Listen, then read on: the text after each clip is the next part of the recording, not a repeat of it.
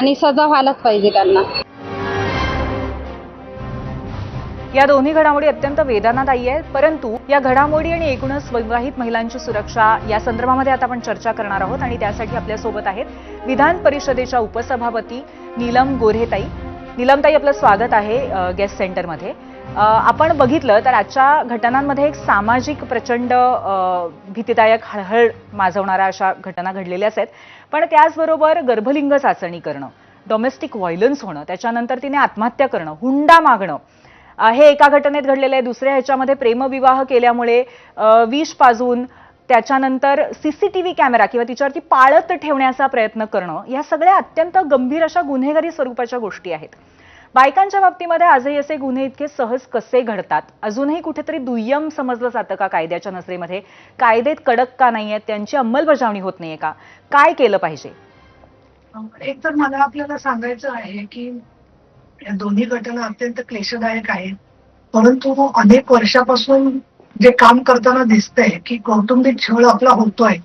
मग इथे PCPNDT act धाब्यावरती बसवून गर्भलिंग चाचणी आणि गर्भपाताची केलेली सक्ती असेल किंवा दर महिन्याला पैशाची अपेक्षा धरून त्याच्यावरून केलेला छळ असेल, या संदर्भामध्ये कायदे आहेत, परंतु मुलीला कायद्याची मदत मिळवून देणं आणि मुलीला वेळप्रसंगी एकटं राहायची वेळ येणं, हीच गोष्ट समाजाच्या पचनी पडलेली नाहीये. दुसरं म्हणजे 112 नंबर जो आहे तो मदतीसाठी उपलब्ध आहे. मी आज सकाळी संदीप गिल, पोलीस अधीक्षक पुणे जिल्हा, यांच्याशी बोलले आणि मी त्यांना म्हटलं की दर आठवड्यामध्ये एक जसा लोकशाही दिन असतो तसं दर सोमवारचा दिवस एक केला पाहिजे असा पोलीस स्टेशनमध्ये, की जिथे कौटुंबिक छळाच्या काही तक्रारी असतील तर ज्या मुलींना अगदी लगेच केस करायची नाहीये पण छळ होतोय, अशा प्रकारच्या कुटुंबांसाठी एक समुपदेशनाचा दिवस असला पाहिजे की जिथे अशा प्रकारनी कायदा धाब्यावर बसणाऱ्या पतीला समुपदेशन होईल. बऱ्याच ठिकाणी समुपदेशनाचा अर्थ असा झालाय की मुलीवरती दबाव म्हणून तिला नांदवणं म्हणजे समुपदेशन, तर हे योग्य नाहीये. दुसरं मी असं म्हणेन की एवढ्या आर्थिकदृष्ट्या चांगल्या परिस्थितीत असणाऱ्या कुटुंबांमध्ये ज्याला अशा घटना घडतात, तर यासाठी म्हणूनच शक्ती कायद्याच्या बद्दल आम्ही डिसेंबरच्या अधिवेशनामध्ये मी एक तुलनात्मक निवेदन देवेंद्र फडणवीस यांना दिलेलं आहे की शक्ती कायद्यामधले जे मुद्दे बीएनएस मध्ये म्हणजे भारतीय न्याय संहितेमध्ये स्वीकारले गेलेले आहेत, त्याच्याखेरीज काही मुद्दे असे आहेत की जे स्वीकारले गेलेले नाहीयेत.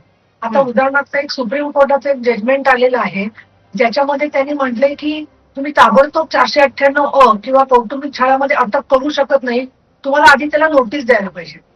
आता माझ्यासमोर प्रश्न असा आहे की नोटीस दिल्यावर कुठला नवरा बायकोला घरात राहू देईल किंवा नोटीस दिल्यानंतर तो परत तिचा छळ करून कशावरून मारून टाकणार नाही. त्यामुळे पोलिसांच्याकडे नोटीस देईपर्यंत जी महिला जाईल तिला सुद्धा ताबडतोब जर का दिलासा मिळणार नसेल तर महिलांचा कायद्यावरचा विश्वासच उडून जाईल का काय, अशी परिस्थिती होते. त्याचबरोबर गर्भपात करायला लावणं किंवा हुंडा मागणं या गोष्टी गुन्हा आहे हे सुशिक्षित म्हणवणाऱ्या कुटुंबांना, उच्च प्रतिष्ठित कुटुंबांनाही वाटत नाहीये.